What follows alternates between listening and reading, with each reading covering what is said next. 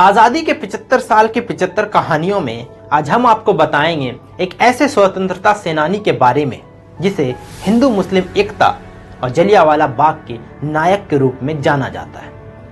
मैं बात कर रहा हूं डॉक्टर सैफुद्दीन किचलू की। जब भी बात होती है जलियांवाला बाग की तो सबसे पहले लोगों की जुबान पर जो नाम आता है वो है सैफुद्दीन किचलू का।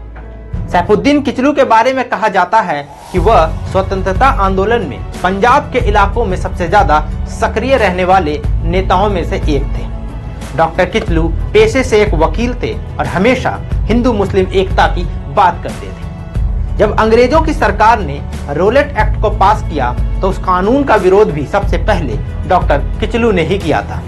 इस कानून के तहत अंग्रेज युद्ध के समय इमरजेंसी लगा सकते थे और उस कानून को संवैधानिक मान्यताएं भी दे दी गई ताकि ब्रिटिश सरकार अपने खिलाफ हो रहे तमाम आंदोलन को कुचल सके। लेकिन डॉक्टर किचलू ने इस कानून का जमकर विरोध किया।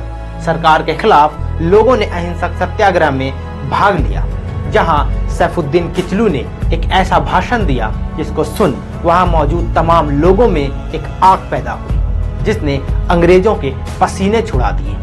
ब्रिटिश सरकार लोगों के अंदर की आग से इतना डर गई डॉक्टर किचलू को गिरफ्तार कर लिया गया और फिर तारीख आई 13 अप्रैल 1919 बैसाखी का वो दिन जिसे सुन आज भी लोगों की रूह कांप जाती है। उस दिन तमाम लोग डॉक्टर किचलू की रिहाई के लिए जलियांवाले बाग में सरकार के खिलाफ प्रदर्शन कर रहे थे, लेकिन बिना किसी जानकारी के जनरल डायर ने निहत्थे लोगों पर करीब 1600 से ज्यादा राउंड गोलियां चलाई, जिसमें सैकड़ों लोगों ने अपनी जान गंवा दी, जिसे इतिहास में जलियांवाला बाग हत्याकांड का नाम दिया गया। तो इस कहानी में इतना ही।